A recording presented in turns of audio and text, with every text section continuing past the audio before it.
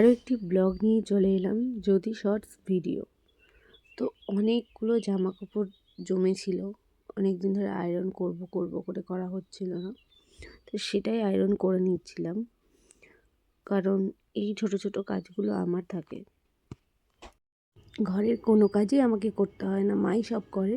শুধু বিছানা পরিষ্কার করা আর জামা কাপড়, নিজের জামা কাপড়টা গোছানো আর এই জামা কাপড় আয়রন করা, এগুলোই আমার কাজ থাকে।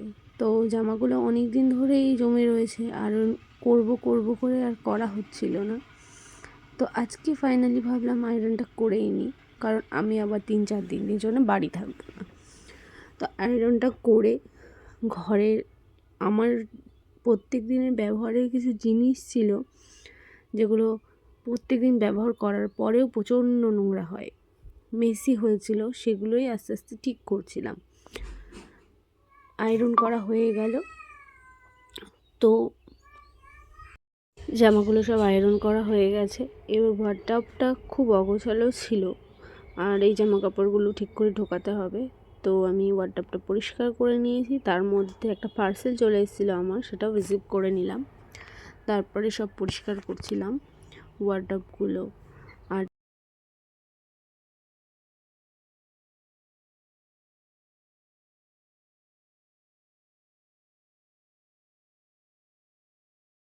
ওয়ার্ডরোবের ওপরে যে ঝুড়ি টুড়ি ছিল, তার যে জিনিসগুলো সেগুলো বার করে পরিষ্কার করে নিচ্ছিলাম, কারণ ঠিক টাইমে কিছুই খুঁজে পাচ্ছিলাম না। তো পরিষ্কার করার পর আমার যে পার্সেলটা এসেছিলো সেটাকে খুলে দেখে নিচ্ছিলাম যে ঠিকঠাক এসে নাকি। তো পার্সেলের ভেতরে ছিল বুকমার্ক কিছু, কারণ ইন্ডিয়ান যে বইগুলো হয় না, সেগুলোতে বুকমার্ক থাকে না। তো বইগুলো পড়ার সময় একটু অসুবিধা হয়, তাই আমি ফ্লিপকার্ট থেকে কিছু বুকমার্ক অর্ডার করে নিয়েছিলাম। 130 টাকা মতো নিয়েছিল, 17টা বুকমার্ক ছিল। আর বুকমার্কের প্রিন্টগুলো খুব সুন্দর, আমার খুব পছন্দ হয়েছে। আমার মুখের রিয়াকশান দেখেই তোমরা সেটা বুঝতে পারছো, খুব পছন্দ হয়েছে। তারপরে চলে গেছি আরেকটা ওয়ার্ডরোবের মাথায় কিছু ঝুড়ি ছিল, যার মধ্যে আমার রেগুলার ইউজের কিছু জিনিস, মানে ওই ক্ল্যাচার, পারফিউমের বোতল সব ওলট পালট হয়েছিল, সেগুলোই একটু ঠিক করে নিচ্ছিলাম। তারপরে আমরা রাতে চলে গেছিলাম আমার দিদির বাড়িতে। দিদির বাড়ি পুজো ছিল, তো গেটটা এত সুন্দর করে সাজিয়েছে, পুরো বিয়ে বাড়ির মতো।